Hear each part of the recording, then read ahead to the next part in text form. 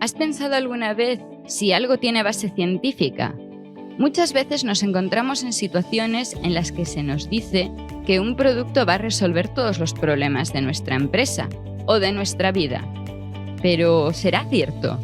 En este curso de LinkedIn Learning vamos a aprender cómo utilizar la poderosa herramienta que supone el método científico. Porque todos llevamos un científico dentro, aunque no lo sepamos. Hola, me llamo Carmela García y llevo más de 10 años dedicándome a la investigación científica. He aprendido a utilizar el método científico fuera del laboratorio. Y en este curso voy a mostrarte que tú también podrás aprender a saber de qué fiarte, siempre con base científica. El método científico es la base de la ciencia, ya que sin él la ciencia no existiría. El método científico es el camino que nos lleva a conocer la realidad de una forma objetiva, dejando fuera las ideas preconcebidas y las observaciones subjetivas. Cuando utilizamos el método científico, dejamos de lado toda certeza y ponemos en duda el mundo que nos rodea, basándonos exclusivamente en observaciones empíricas, experimentando y analizando los resultados obtenidos. Aunque pueda parecer que el método científico es algo que por definición solo utilizan los científicos, esta idea es errónea, ya que esta técnica se puede utilizar en la vida diaria para responder a infinidad de preguntas, tanto en el entorno laboral como en el privado, evitando caer en trampas que se nos presentan en forma de estrategia comercial. A lo largo de este curso compartiré mi experiencia adquirida tras años de científica y te enseñaré cómo aprender a dudar hasta de ti mismo, para obtener respuestas fiables a dudas en contextos de lo más diversos. Seguro que alguna vez alguien te ha sugerido implementar una nueva política en la empresa porque la ciencia dice que va a aumentar la productividad o las ventas o que todos seréis más felices. Lo que yo te ofrezco es la técnica para saber si realmente tiene una base científica, antes de que fulmines el presupuesto en probarlo porque alguien dice que le ha funcionado. El método científico es un camino con varios pasos que es necesario seguir para que obtengamos una teoría válida. Sabrás que la teoría es válida porque será falsable y reproducible. Será falsable porque otros pueden intentar refutarla. Pero si lo has hecho bien, sabrás que pueden intentarlo, pero no tendrán éxito. Y será reproducible, porque no dependerá de una persona y su visión subjetiva. En cualquier parte del mundo, otra persona que reproduzca tu experimento llegará a las mismas conclusiones. No será un a mí me funciona, pero a mi vecina no. O funciona o no funciona, porque lo vas a analizar de forma objetiva. Si a estas alturas no se te ocurren situaciones en las que podrías aplicar el método científico en la vida diaria, te puedo dar algunos ejemplos. Técnicas de relajación para los empleados, dietas supuestamente milagrosas, suplementos alimenticios, noticias que pueden alterar la estrategia comercial, venta de productos novedosos con nuevas propiedades. Seguramente ahora ya se te están ocurriendo muchas más, en función del trabajo que desempeñas en tu día a día. ¿Estamos dispuestos a ponerlas en duda? ¿Quieres saber si vale la pena? El ser humano lleva siglos haciéndolo, porque somos curiosos y observamos el mundo que nos rodea. El método científico no se inventó ayer, y juntos vamos a conseguir que tú lo implementes en tu vida.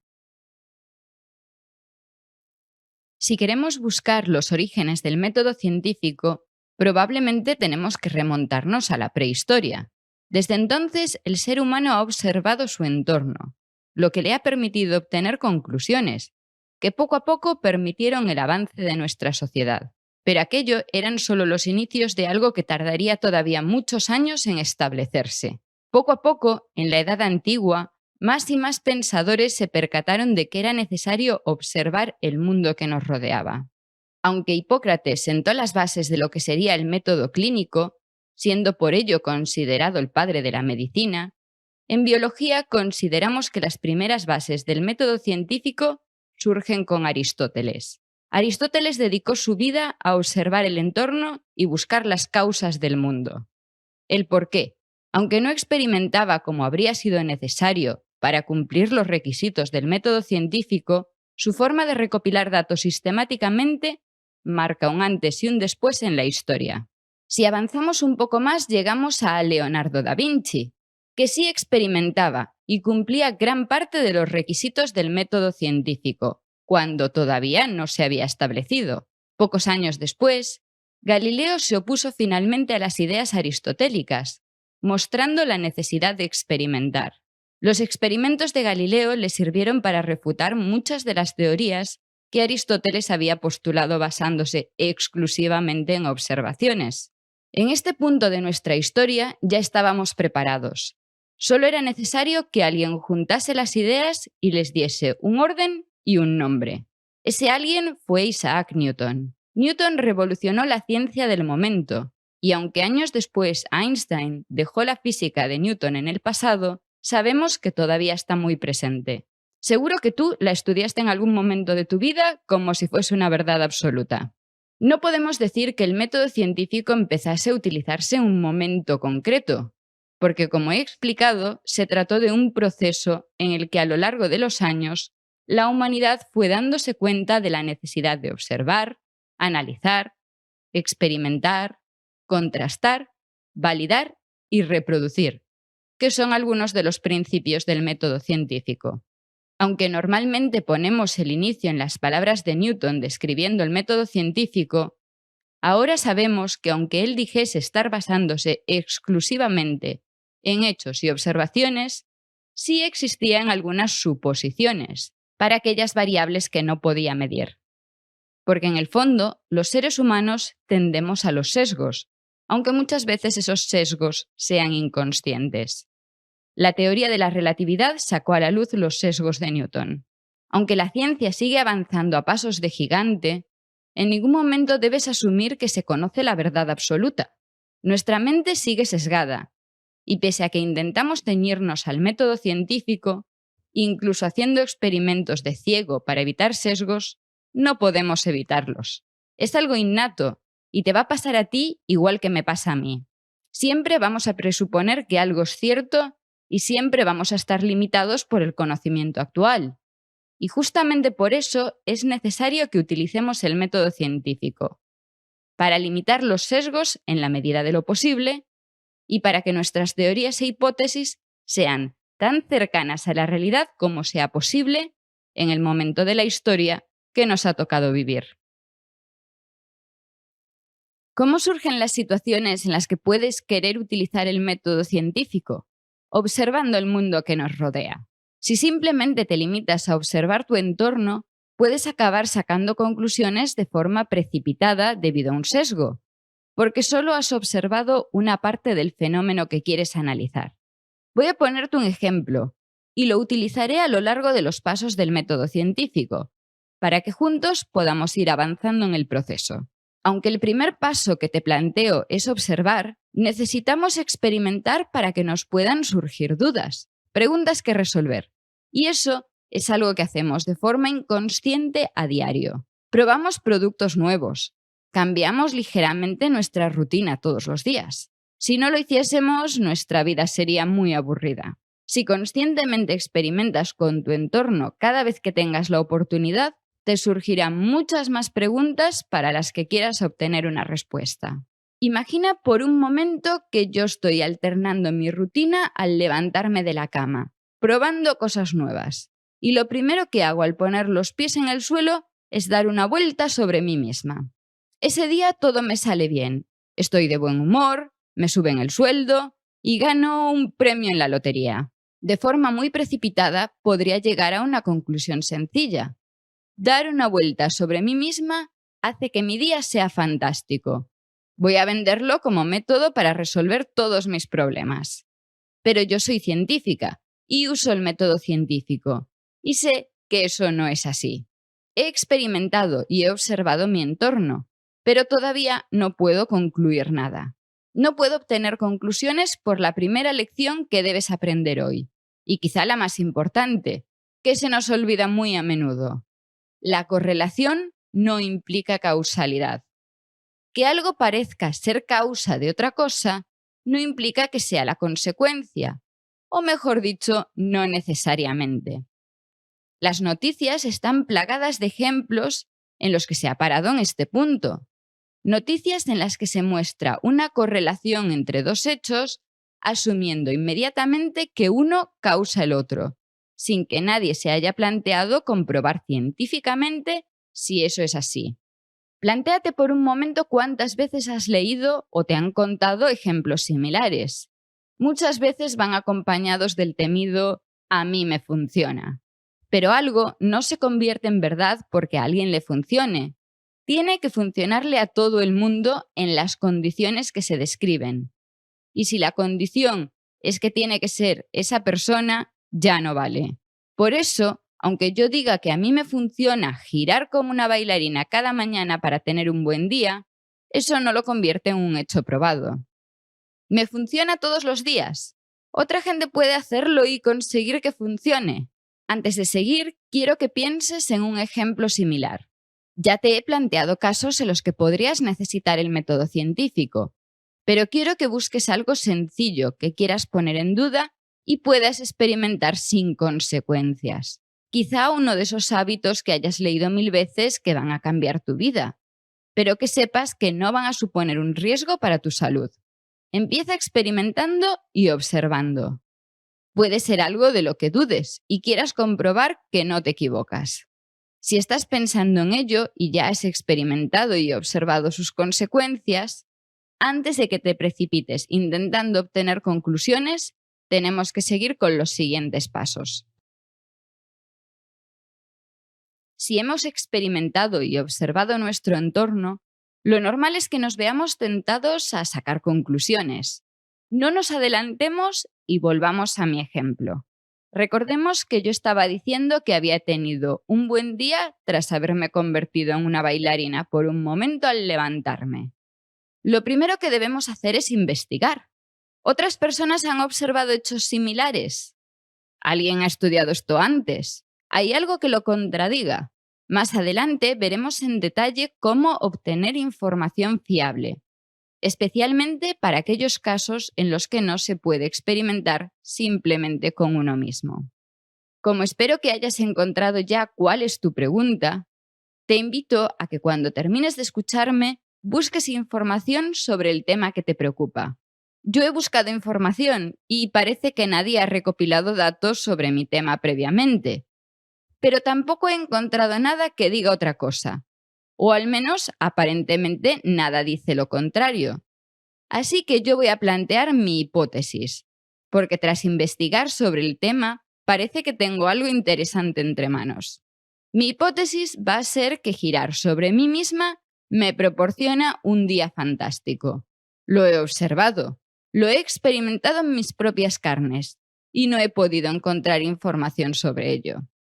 Antes de pasar a los siguientes pasos, vamos a hacer unas aclaraciones, porque quizá te hayan empezado ya a surgir preguntas, sobre todo si no eres capaz de formular fácilmente una hipótesis. Aunque yo haya buscado un ejemplo muy sencillo, en la vida real se nos suelen plantear situaciones mucho más complejas. Muchas observaciones nos dejarán igual que estábamos. Muchos experimentos no nos van a dar ningún resultado. Y muchas veces estaremos investigando y tendremos que volver atrás a observar, porque nos daremos cuenta de que nos hemos dejado cosas atrás. Aunque yo te estoy planteando el método como una serie de pasos a seguir, en cualquier paso se puede volver atrás, y es lo normal. Yo soy científica, y en mi laboratorio me paso más tiempo volviendo atrás y repitiendo pasos que avanzando hacia adelante. Si quieres plantear una hipótesis sólida, es esperable que tengas que volver a observar. Incluso en los últimos pasos, como veremos más adelante, es muy probable que haya que volver a empezar. Si cuando intentes comprobar tu hipótesis queda claro que te habías equivocado en la idea inicial, podrás volver al principio y plantear una hipótesis diferente. En eso se basa la ciencia, y eso es lo que hacemos en nuestro día a día. Si todo fuese una línea recta, en ningún momento refutaríamos hipótesis y el conocimiento no avanzaría. La única forma de que todo salga siempre bien es poseer la verdad absoluta, y sabemos que eso no es posible. Si estás avanzando sin tener que volver atrás en ningún momento, Plantéate si no te habrás dejado algo por el camino, si no habrás asumido algo de forma precipitada y si realmente te estás enfrentando a tu duda con una mente abierta. Una vez que no te queden dudas y que creas tener una hipótesis que vale la pena analizar en detalle, vamos a pasar a la parte divertida. Vamos a experimentar. Experimentar es muy divertido. Cuando somos adultos se nos suele olvidar, pero si observamos a los niños, ellos se lo pasan en grande experimentando. Esta etapa del método científico es la que implica más tiempo y esfuerzo, y también es en la que se suele tener que volver al principio porque nos hemos dejado algo por el camino. Cuando planteamos un experimento con el que pretendemos validar un resultado, debemos tener en cuenta todas las variables posibles para descartar sesgos. Si volvemos a mi ejemplo, tendría que recoger datos durante muchos días para poder comparar los días que giro y los que no. Tendría que asegurarme de tener datos de días en los que haga buen y mal tiempo, levantándome más temprano o más tarde, y días en los que haga actividades diferentes. Además de todo esto, tendría que recoger datos de otras personas para poder tener muestras independientes. Aunque en este caso parezca muy abstracto, esta fase se puede observar muy bien en la realización de ensayos clínicos para saber si un medicamento funciona. Aunque constan de muchas fases y necesitaría un curso completo para explicarlo, de forma simplificada podemos decir que se buscan pacientes que estén dispuestos a probar el nuevo medicamento, asegurándose de analizar en detalle qué cosas tienen en común y que el resto sean aleatorias. Se puede querer que todas sean mujeres porque es un medicamento específico para ellas, pero asegurarse de que el rango de edad es variado. Esos pacientes se dividen en un grupo control al que se les da un placebo o un medicamento previamente aprobado y un grupo al que se le da el medicamento nuevo. Los pacientes no saben qué están tomando, así que se elimina un sesgo en la valoración de la efectividad. Los médicos tampoco saben qué está tomando cada paciente, para evitar su influencia en la visión del paciente o incluso en la valoración de los síntomas. Si yo hago mi experimento, debo tener en cuenta todas las variables posibles, y tú tendrás que hacer lo mismo con el tuyo. Durante el planteamiento de los experimentos, muchas veces es necesario dar un paso atrás y ajustar la hipótesis, porque tendremos que aclarar que vamos a analizarlo en unas condiciones concretas, ahora que sabemos que eso no va a poder cambiar. Si lo que estás intentando validar es una hipótesis que alguien ha propuesto previamente, si lo que quieres es comprobar si algo es eficaz, en este paso tendrás que plantearte si se han tenido en cuenta todas las variables posibles. En muchos casos no podrás experimentar tú, pero podrás recopilar los datos de los experimentos que han hecho otros. Por ejemplo, si volviendo al ejemplo anterior, se trata de algo que debería haber pasado por un ensayo clínico. ¿Se ha hecho algo similar? Si se ha hecho, la información estará accesible. Si no se ha hecho, no se ha comprobado científicamente esa hipótesis.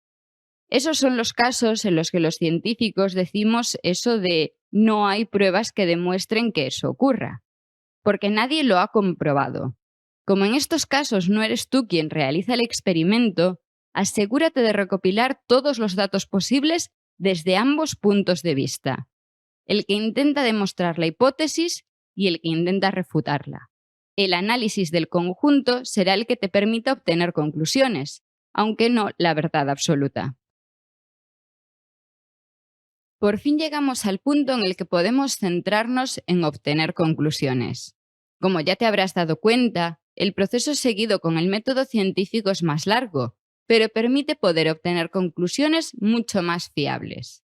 En lugar de dedicarnos exclusivamente a observar y concluir, hemos experimentado o recopilado los experimentos de otros, y eso nos va a permitir tener una base científica para nuestras conclusiones.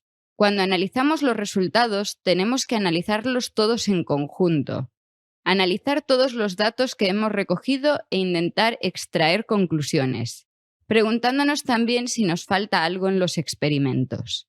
En ese caso, tendremos que volver atrás y completar.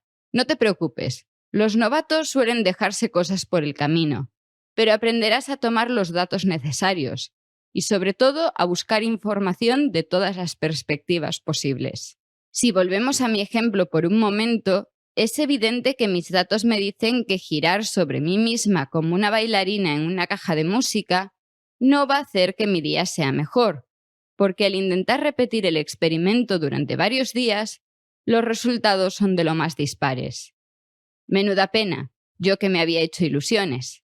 Pero justamente por eso es imprescindible recoger suficientes datos, porque permite descartar conclusiones que habían sido precipitadas. De cierta forma, lo que hacemos al analizar suficientes datos es comprobar que nuestra hipótesis es falsable, porque podemos hacer más experimentos para intentar demostrar que no es correcta. Si esos experimentos concluyen que no lo es, como en mi caso, entonces estamos refutando la hipótesis. A lo largo de la historia se han dado muchas situaciones en las que se han obtenido conclusiones que con el tiempo se han demostrado que eran erróneas. Se plantearon teorías que estuvieron vigentes durante mucho tiempo, pero llegado cierto momento alguien refutó esa teoría. Aunque puedas pensar que esto se debe a que no se aplicó el método científico correctamente, no siempre es así. En muchos casos, todavía no se tenían las herramientas necesarias para poder obtener los datos correctos o analizarlos apropiadamente. Por mucho que se hubiese querido experimentar en la prehistoria, no se tenían las herramientas para demostrar que la Tierra no era plana. En el momento en el que se planteó la teoría de que la Tierra no era plana, otros científicos intentaron refutarla, pero sin demasiado éxito. Solo medidas mucho más exactas permitieron determinar que en realidad es una bola ligeramente achatada. ¿Y si no lo puedo demostrar? ¿Entonces queda en el aire? Piénsalo bien. Si te estás centrando en demostrar una idea, entonces tendrás que volver al principio, porque has partido de intentar demostrar algo que ya has concluido. Si todos los experimentos te dicen que algo no funciona, es que no funciona. Es posible que haya casos en los que parezca que sí, pero tendrás que plantearte si has tenido en cuenta todas las variables, y ese funcionar se debe exclusivamente a lo que tú estabas analizando. Te voy a poner un ejemplo. En una empresa se ha decidido que todos los empleados ejerciten su mente todas las mañanas durante 30 minutos, basándose en una nueva técnica de concentración. Al comienzo de la jornada laboral, se juntan en una zona común y realizan sus ejercicios de concentración. Al cabo de un mes se observa que la productividad de los empleados ha mejorado. ¿Podemos concluir que se debe a la novedosa técnica? Depende.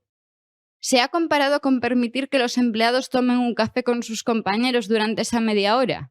¿Se ha comprobado si los resultados son similares a otra hora? ¿Puede ser porque empiecen a trabajar más despiertos? ¿Será porque se acortan las horas de trabajo y están mentalmente más descansados? Y otras muchas preguntas. Si todo esto no se ha tenido en cuenta, no podemos decir que funcione.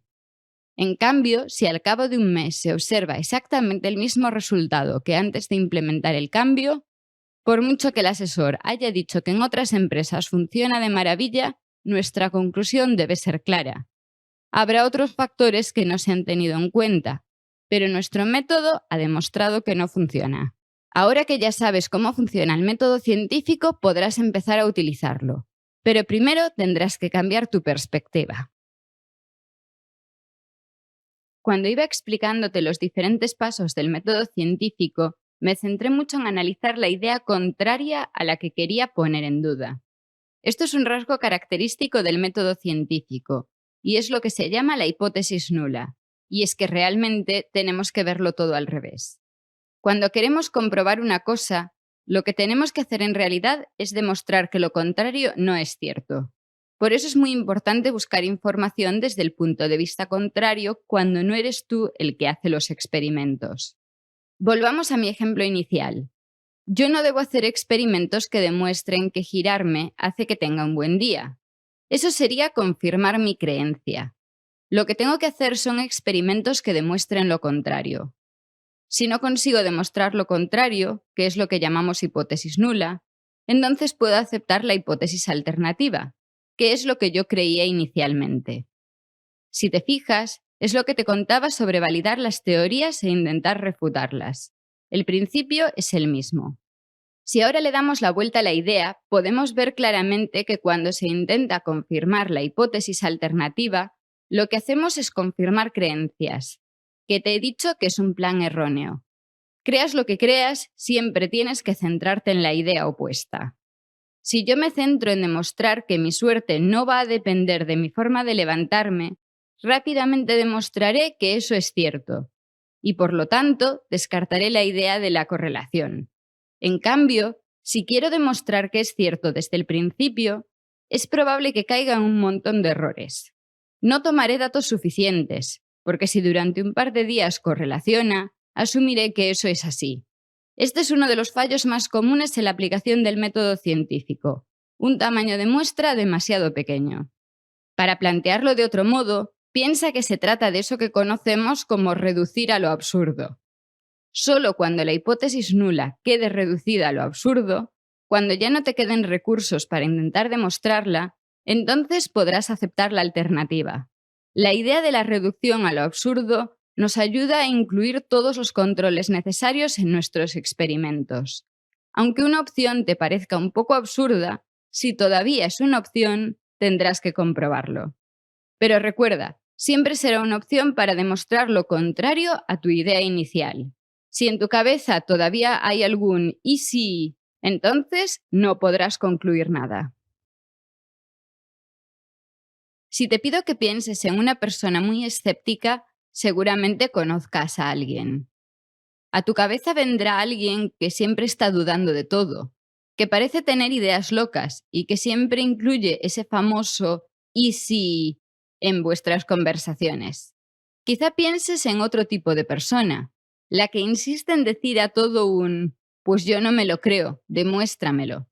Mi objetivo es que cuando acabes este curso seas una mezcla de esas dos personas, pero sin pasarse con la parte de las ideas locas.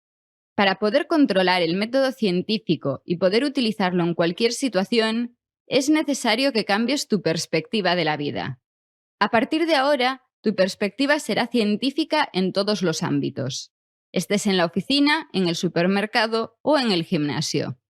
Si quieres que tus conclusiones sean veraces, o al menos todo lo veraces que puedan ser, tienes que ser una persona escéptica, porque solo desde esa perspectiva te surgirán las preguntas necesarias. No existe una pregunta buena o mala. Lo importante es que esas preguntas aparezcan en tu cabeza y que poco a poco cosas que habías asumido siempre que eran así sean dudas.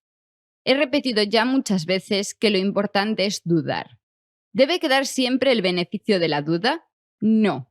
Si te has convencido de lo contrario siguiendo el método científico, no tienes por qué dudar. ¿Cuándo tenemos que dudar? Cuando no lo hemos comprobado.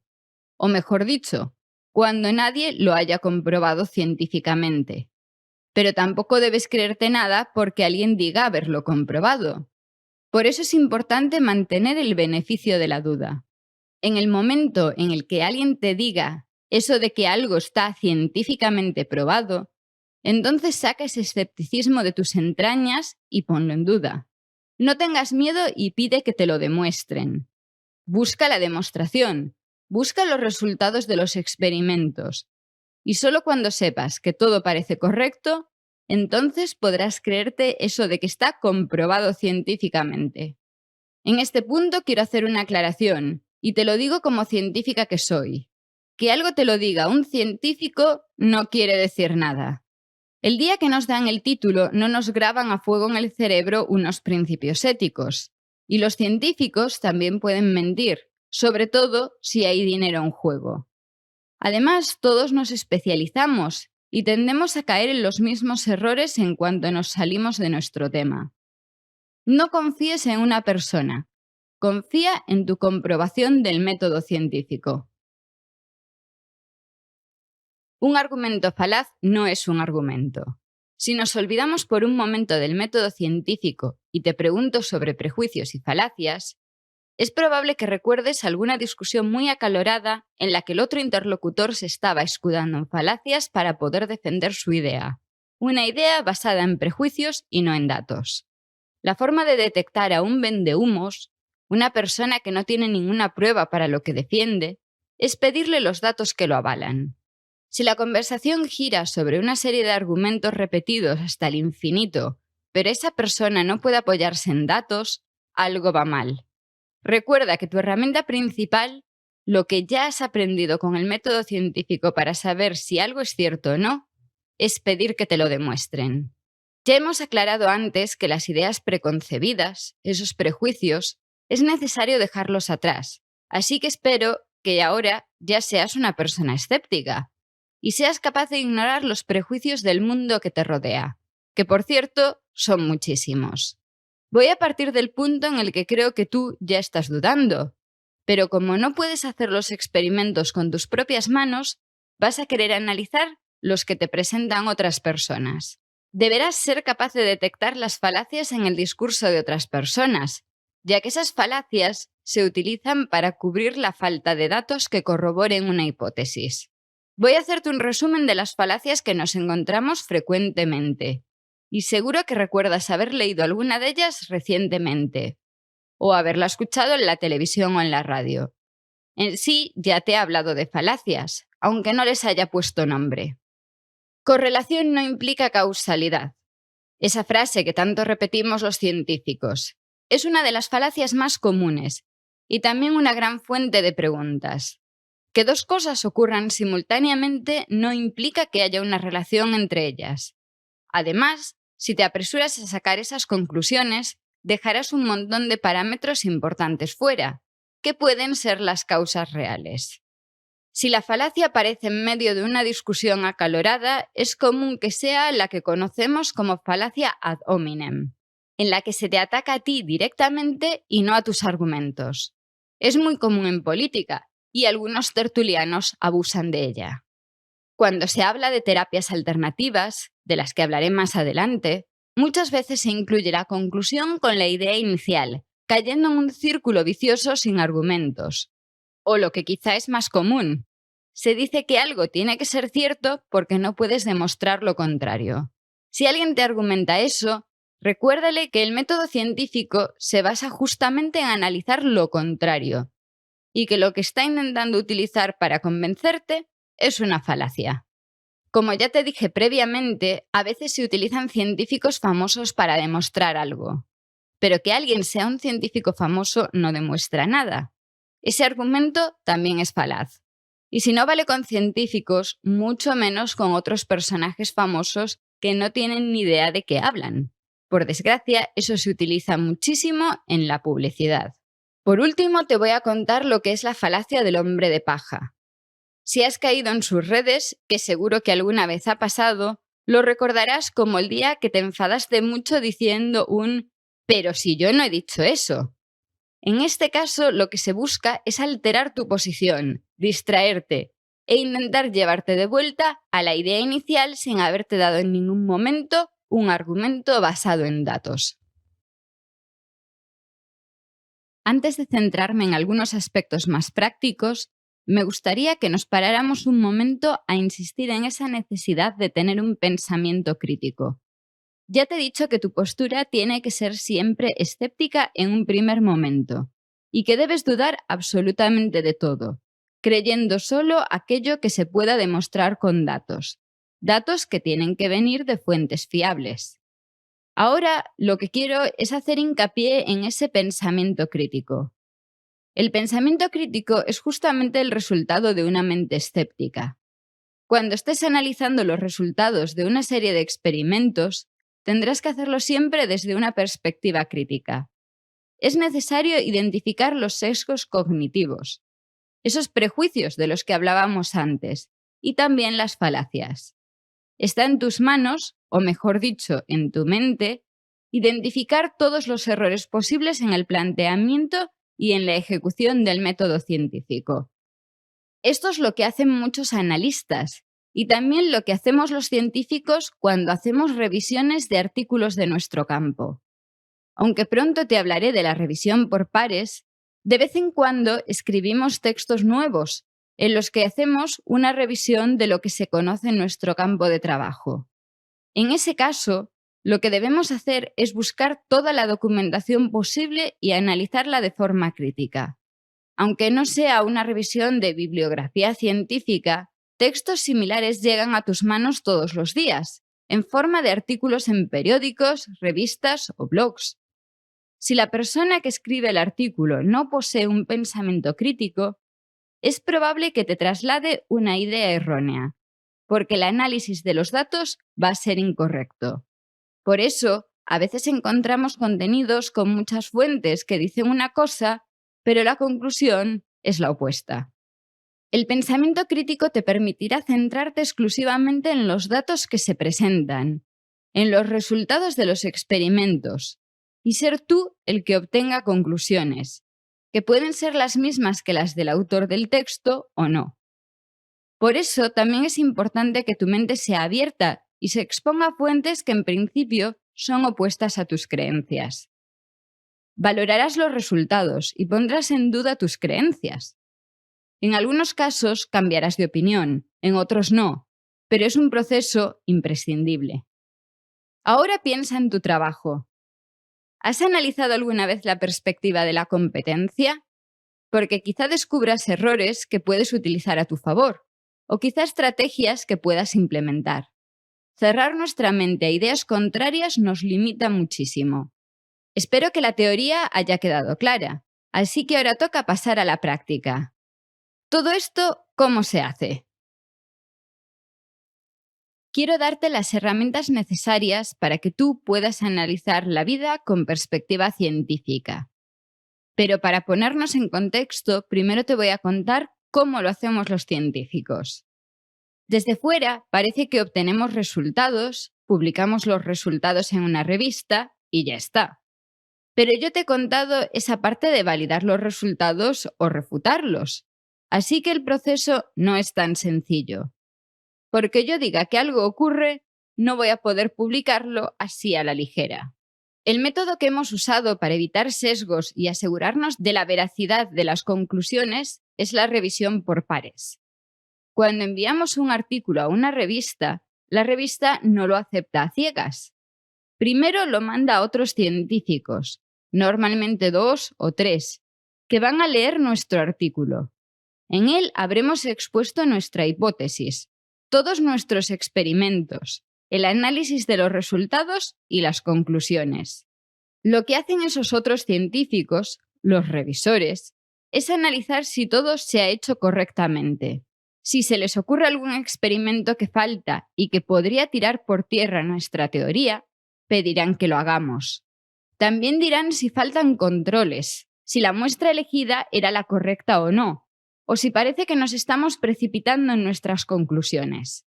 Los autores reciben esas revisiones y adaptan el contenido de su artículo, añadiendo los experimentos que se han pedido. Y sí, a veces la teoría ya no se sostiene y hay que buscar otra forma de explicar los resultados. Eso es una señal de que el proceso funciona. Por suerte, los autores no saben quiénes son los revisores, evitando tomárselo como un ataque personal. El proceso no es perfecto y desde mi perspectiva, que lo he vivido, se puede mejorar mucho.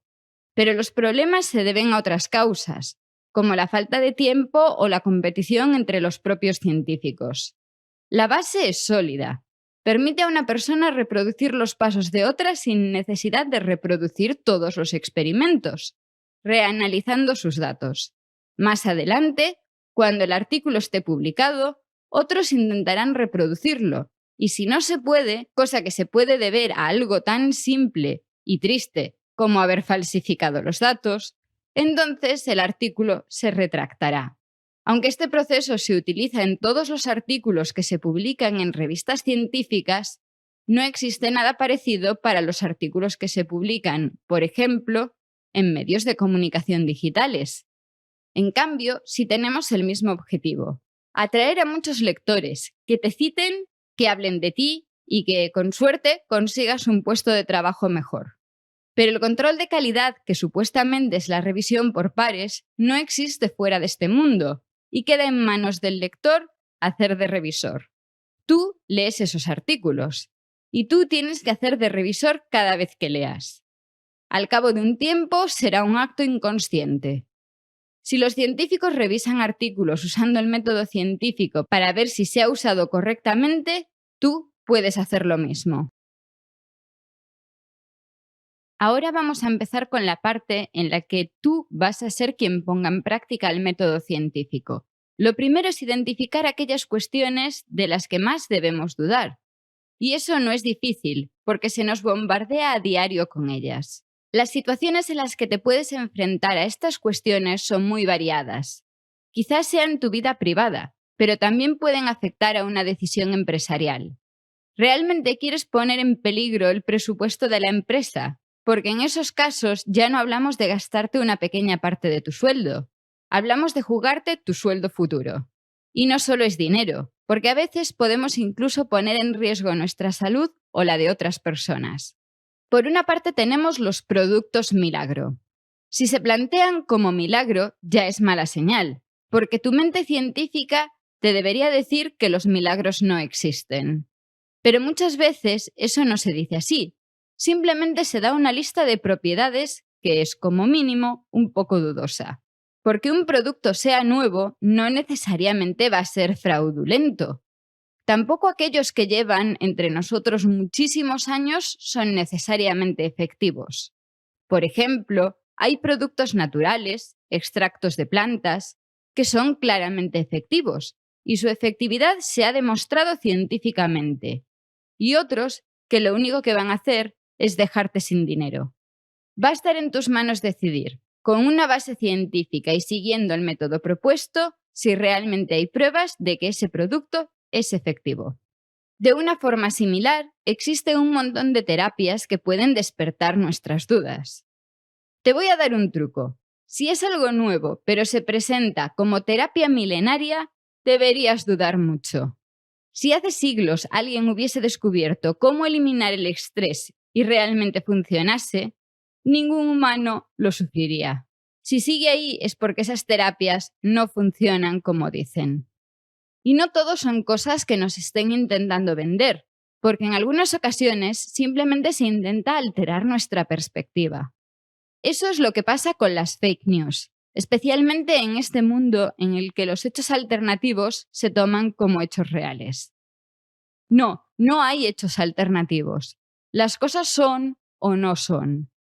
Muchas noticias buscarán lecturas que proporcionen ingresos o comentarios, o lo que busque cada medio, basándose en el clickbait, ese titular llamativo que nos hace querer leer más, o en los casos más graves, con contenidos que no tienen base. Se lo han inventado todo e intentan que tú te lo creas. Si te lo crees, puede afectar a tus decisiones o a tu comportamiento, así que tienes que decidir muy bien qué creerte. Por eso, si nos enfrentamos a productos y terapias novedosas, a noticias increíbles o a cualquier otra situación que sea susceptible de ser dudosa, siempre debemos volver al inicio del método científico y hacernos una serie de preguntas. ¿Se han hecho experimentos? ¿Se han comprobado las fuentes? ¿Será reproducible? ¿Hay una hipótesis falsable? Dependiendo del contexto, las preguntas serán diferentes, pero necesitamos herramientas para poder contestarlas. Te he contado que yo soy científica, pero si quiero comprobar si un nuevo adelgazante que sale en la tele va a funcionar, no me pongo a hacer experimentos en el laboratorio o ensayos clínicos. Hago lo mismo que podrías hacer tú. Todos podemos ser científicos, porque para ser científico no hace falta ponerse una bata blanca. Hace falta pensar como un científico. Y utilizar el método, claro. Cuando tenemos que tomar una decisión, debemos siempre pararnos un momento a reflexionar y pensar si estamos seguros de lo que creemos. ¿Existe alguna duda o tenemos pruebas de que es lo correcto? No siempre vamos a tomar las decisiones correctas, y muchas veces nos vamos a dejar llevar por impulsos. Pero si esa decisión nos va a afectar mucho, deberíamos reflexionar más y documentarnos correctamente. Vamos a poner un par de ejemplos. Si me quiero comprar un ordenador nuevo, aunque podría documentarme durante días para tomar mi decisión, elegir una marca u otra no va a afectar sustancialmente a mi vida. Quizá me gaste más o menos dinero, quizá me dure más o menos tiempo, pero no va a ser tan grave. En cambio, si tengo que decidir si mi empresa va a comercializar un producto transgénico, esa decisión puede afectar al futuro de la empresa. Algunos me dicen que son malos para la salud y otros que son muy seguros. Curiosamente, se suele invertir mucho más tiempo en elegir un ordenador nuevo que en posicionarse a favor o en contra de los transgénicos. La mayor parte de los consumidores dedica mucho más tiempo en contrastar información sobre aparatos electrónicos que sobre suplementos alimenticios, y en algunos países el gasto en suplementos llega a ser de hasta el 20% del salario. Como científicos que somos, porque espero haberte convencido de que llevas uno dentro, nuestro tiempo es limitado. Como nuestro tiempo es limitado, debemos elegir qué dudas nos planteamos y de quién o qué nos fiamos. La confianza ciega no es buena, pero antes o después nos tenemos que fiar. Incluso aunque realizásemos nosotros los experimentos, tendríamos que confiar que la máquina con la que medimos los datos nos da el resultado adecuado y que no está mal calibrada. Siempre va a quedar algún resquicio, pero si cada vez que tomamos una decisión hacemos una revisión mental rápida del método científico, descubriremos cuáles son aquellos aspectos que requieren más tiempo. Una vez que hayamos identificado una pregunta, un aspecto al que queremos dedicarle algo más de tiempo, entonces tendremos que ponernos manos a la obra e ir paso por paso. Te he dado algunos ejemplos, pero antes de pasar al siguiente punto, quiero que identifiques alguna pregunta que quieras responder, pero para la que no puedas hacer tú los experimentos. Puede ser algo en lo que creas firmemente, pero que sepas que otra gente tiene una opinión contraria. O puede ser algo de lo que ya tengas dudas. ¿Lo tienes? Ahora vamos a comprobar si es cierto o no. Como me estás escuchando, sé que tienes acceso a Internet. Internet es una fuente infinita de información, pero no toda la información que encontramos en Internet es fiable. Siguiendo los pasos del método científico, lo que vas a hacer ahora es buscar información fiable relacionada con la pregunta que te has planteado. Recuerda que todavía no tienes que analizar los resultados ni sacar conclusiones. Estamos en la fase de experimentar, y lo que vas a hacer es buscar los datos de los experimentos de otros. Sea cual sea tu pregunta, encontrarás información tras una búsqueda rápida. ¿Cómo diferenciar la buena de la mala? Como nadie sabe de todo, la información que encuentres debería citar las fuentes. Poco a poco podrás navegar hasta la fuente original, aunque quizá esté en un idioma que no entiendas y tengas que quedarte en el paso anterior. Si hablamos de productos o terapias, como los ejemplos que te he ido contando, entonces la fuente original será un artículo científico. Si es algo que tiene ya mucha fama, habrá artículos científicos en revistas muy conocidas. Recuerda que tu búsqueda no puede ser sesgada, así que debes centrarte en términos neutros, que no favorezcan los resultados a favor o en contra.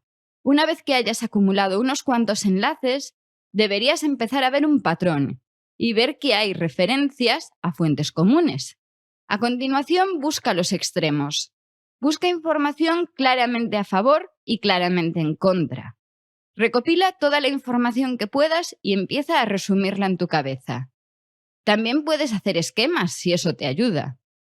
Apunta, mentalmente o por escrito, quién está a favor o quién está en contra. Quién dice que algo ocurrió y quién dice que no. ¿Has encontrado fuentes oficiales?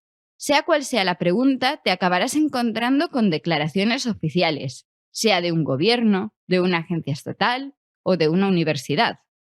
Piensa qué organismo crees que debería tener una postura clara sobre ese tema y busca si en algún momento se han pronunciado. Los artículos científicos, las páginas web de agencias estatales o incluso las cuentas en redes sociales de los organismos públicos son fuentes bastante fiables. Ten en cuenta que estoy diciendo bastante, pero tampoco tienen la verdad absoluta. En temas de salud, por ejemplo, muchas agencias estatales van años por detrás del consenso científico, así que tendrás que recopilar toda la información posible. Si se trata de algo que debería haberse comprobado en un ensayo clínico, esa información también estará disponible. Las redes sociales, noticieros o blogs no son fuentes fiables por definición, pero pueden ser un buen punto de partida para encontrar más información. Una de las ventajas de las redes sociales es la posibilidad de interactuar con desconocidos. ¿Alguien ha dicho que sí o que no a tu pregunta? No te cortes y pregúntale directamente cuáles son sus bases para decirlo y si te puede enlazar las fuentes. Quizá la respuesta te sorprenda. Aunque yo estaría dispuesta a buscar el enlace original para poder compartir la fuente de cualquiera de mis afirmaciones con quien me pregunte, otros caerán rápidamente en falacias negándose a proporcionar esa información. Esa clase de señales dan paso rápidamente a la siguiente fase, en la que tendrás que analizar la información recogida. Con toda la información que has recopilado, puedes ponerte manos a la obra y analizar los datos. Recuerda aquello de la hipótesis nula y, si quieres saber si algo funciona, empieza analizando todo aquello que diga que no funciona. Cuando analices la información que hayas recogido, tendrás que mantener en todo momento la mente abierta e ir haciéndote en todo momento preguntas que te mantengan en el camino del método científico. ¿Qué han demostrado exactamente en el texto que estás leyendo? ¿Tenían datos suficientes? ¿Se evitaron sesgos? ¿Se te ocurre algo que pueda faltar? Te conté cómo los científicos revisamos los artículos de otros antes de que sean aceptados para su publicación. Ahora tú te tienes que poner en mi piel y revisar lo que lees con una perspectiva escéptica. Si los datos que has analizado te convencen, ya puedes tomar una decisión. Recordemos que estás centrándote en lo opuesto a lo que te preguntabas. Te han convencido y sabes que la idea inicial era errónea. ¿Y si no te han convencido? Entonces ahora tendrás que pasar al extremo opuesto y repetir el mismo proceso.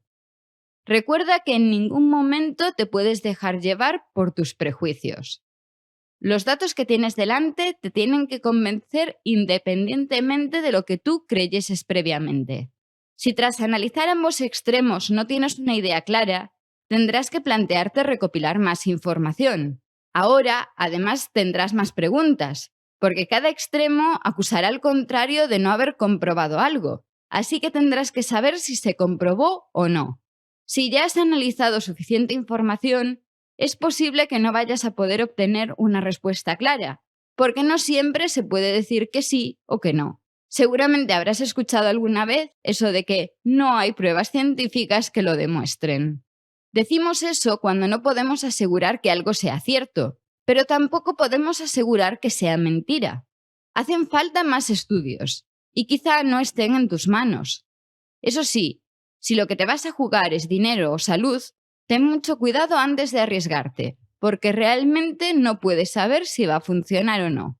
Recuerda que si no hay pruebas científicas, el resultado puede ser incluso lo opuesto al que esperas.